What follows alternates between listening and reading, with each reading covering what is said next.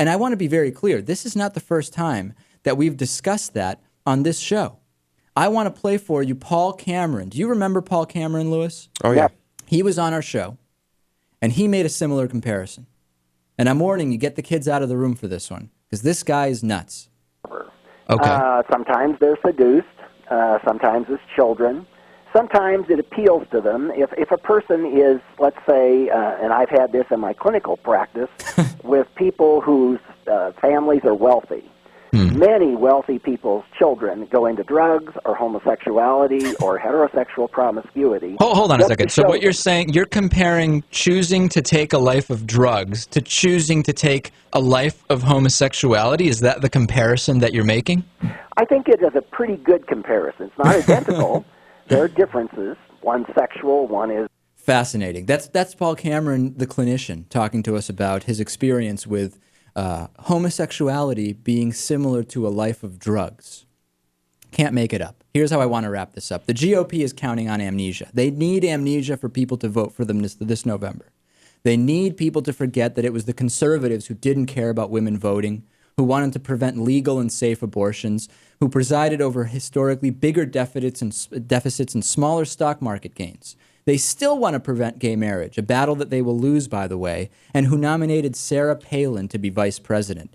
Democrats need to get it together before this election. And on the bonus show, I will give you my Democratic talking point, the Democratic strategy. It's not pretty, and you might even consider it unethical, but it's what we need the Democrats to do if we want to avoid Sharia law from taking hold, proverbial Sharia law, to quote Sharon Angle. Now, to our teabagger friends, and we might not even get to emails because this is just such an important message. To our teabagger friends, please think before you vote. I know many of you want to vote against some of the incumbents. You want to vote against Obama. For whatever reason, you're thinking about voting for people like Christine O'Donnell. Lewis, you're not in this camp, are you? No. We don't want those people in charge. Trust me. I have not led you astray before. We don't want Christine O'Donnell in charge. The Tea Party is angry that Obama is anti-colonialist, but anti-colonialism is how the country started. The original Tea Party was anti-colonialist, and the teabaggers just don't even realize the irony of it. One Tea Party candidate claims we have Sharia law in some parts of the country, and another claims not to know where the Constitution even says there's separation of church and state. Separation of church and state is what prevents Sharia law from taking hold. And these are the people we're thinking of electing? To quote Joe Biden, this is a big effing deal. This is unprecedented. This will make us beg for George W. Bush back. Lewis already is, he told me privately. I never said that. The Tea Party wants you to think they have answers, but they don't. They don't have any answers other than how do you mount a campaign while being completely unqualified to be in elected office. They're just playing on people's emotions and anger and frustration. And it seems no matter how crazy some of these people act, it doesn't matter because you want to vote against Obama. Don't do it.